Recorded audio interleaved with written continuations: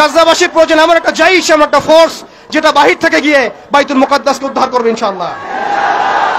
আর আপনারা ভবিষ্যৎবাণী শুনে রাখবেন ইনশাআল্লাহু আযজা ওয়া জাল, আল্লাহ রাব্বুল আলামিনের এই বান্দাদের মধ্যেই এমন একটা জাইশ, এমন একটা দল আল্লাহ পাক সৃষ্টি করে দিবেন ইনশাআল্লাহ। যেই দল, যেই জাইশকে পৃথিবীর কোন সেনাবাহিনী থামাতে পারবে না ইনশাআল্লাহ। শেষ পর্যন্ত তারা বাইতুল মুকাদ্দাস মুক্ত করেই ছাড়বে ইনশাআল্লাহ। শুধু সময়ের অপেক্ষা।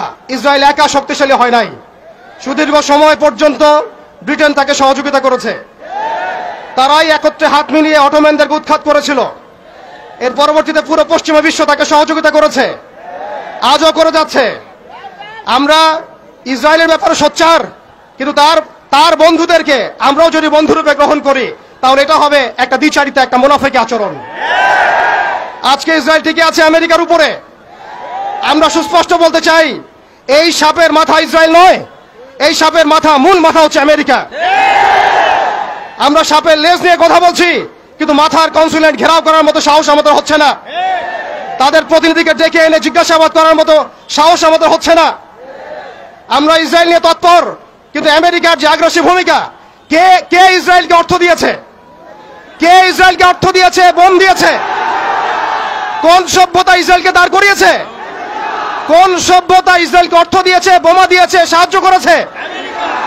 আমরা ইসরায়েলের ব্যাপারে সোচ্চার হলেও কেন আমরা আমেরিকার ব্যাপারে সোচ্চার নই? কেন আমরা পশ্চিমাদের ব্যাপারে সোচ্চার নই? আমাদের উচিত হবে তাদের সকলের সাথে বন্ধুত্বপূর্ণ সম্পর্ক ছিন্ন করা। প্রত্যেকটা মুসলিম কান্ট্রি থেকে ইসরায়েলের সাথে যাবতীয় কূটনৈতিক তৎপরতাকে ছিন্ন করা।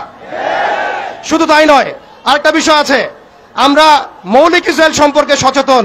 আমাদের বাড়ির পাশে নতুন একটা ইসরায়েলের জন্ম হয়েছে, এই ব্যাপারে আমরা সচেতন নই। আমরা দেখলাম তারাবির নামাজে মসজিদ ভাঙা হলো, হোলি উৎসবের নামে মুসলিমদেরকে নির্মমভাবে রাস্তার মধ্যে পেটানো হয়েছে। তারা একটা অনিবার্য যুদ্ধ আমাদের উপর চাপিয়ে দেওয়ার চেষ্টা করছে। আমরা যতই ভালো মানুষ হতে চেষ্টা করি না কেন, আমরা এই কনফ্লিক্ট এড়াতে পারবো না। ইতিহাস আপনারা পরে দেখবেন আমরা এড়াতে পারি নাই। আমরা যতই ভালো এবং সুশীল সাজার চেষ্টা করি না কেন, যতই তাদের তন্ত্রমন্ত্রের পূজা করার চেষ্টা করি না কেন, যতই তাদেরকে সন্তুষ্ট করার চেষ্টা করি না কেন, তারা কোশ্চিন কালেও আমাদের উপর এই অনিবার্য যুদ্ধ থেকে ফিরে থাকবে না ইনশাআল্লাহ। অতএব আমাদের উচিত আমাদের জায়গা থেকে প্রস্তুতি গ্রহণ করা। এখন আমরা কি প্রস্তুতি গ্রহণ করতে পারি এটা আপনারা সবাই জানেন। আমাদের মূল প্রস্তুতি ইমানের প্রস্তুতি, আমলের প্রস্তুতি, তাজকিয়ার প্রস্তুতি, এবং সবচেয়ে বড় কথা, বাংলাদেশকে যতদিন পর্যন্ত আমরা একটা মদিনা রাষ্ট্র হিসেবে কায়েম করতে পারবো না, ততদিন পর্যন্ত আমরা রাষ্ট্রীয়ভাবে এই সমস্যার সমাধান করতে পারবো না। একজন ব্যক্তি কখনো রাষ্ট্রের বিরুদ্ধে যুদ্ধ করতে পারে না, একজন ব্যক্তি কখনো রাষ্ট্রের বিরুদ্ধে যুদ্ধ করতে পারে না। কিন্তু বাংলাদেশ যদি একটা ইসলামী রাষ্ট্র হয়, পরিপূর্ণ ইসলামী রাষ্ট্র ব্যবস্থার দিকে আমরা যেতে পারি, ইনশাআল্লাহ আমরা আন্তর্জাতিক মহলে চাপ সৃষ্টি করতে পারবো। শুধু তাই নয়, আমাদের IMF এর বিপক্ষে আমাদের ইকোনমিক সিস্টেম দাঁড় করাতে হবে। ওয়ার্ল্ড ব্যাংকের এগেইনস্টে আমাদের ব্যাংকিং সিস্টেম দাঁড় করাতে হবে। ওদের ইউনাইটেড নেশনস ফেল করেছে, ওদের মানবতা সংগঠনগুলো ফেল করেছে। এগুলোর এগেইনস্টে আমাদের ঐক্যবদ্ধ প্ল্যাটফর্ম নিয়ে আসতে হবে। এজন্য অবশ্যই আমাদেরকে একটা ইসলামিক রাষ্ট্রের দিকে যেতে হবে।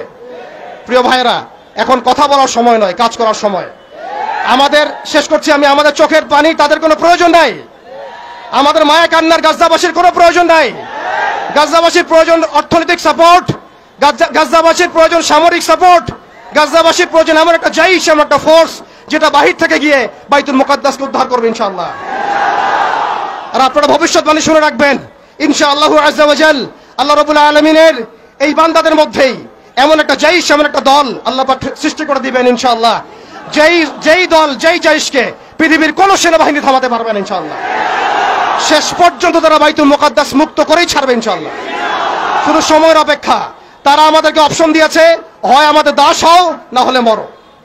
শেষ কথা, তারা আমাদেরকে অপশন দিয়ে দিয়েছে, হয় আমরা তাদের দাসত্ব করব, না হলে মরবো। আমরাও বলে দিচ্ছি, আমরা দাসত্ব করব না। আমরা হয় শহীদ হব, অথবা স্বাধীনতা ছিনিয়ে নিয়ে আসবো ইনশাআল্লাহ। হয় আমরা শহীদ হব, না হলে স্বাধীনতা ছিনিয়ে নিয়ে আসবো ইনশাআল্লাহ। আল্লাহ পাক আমাদের বাংলার তাওহীদের জনতাকে কবুল করেন, আমিন।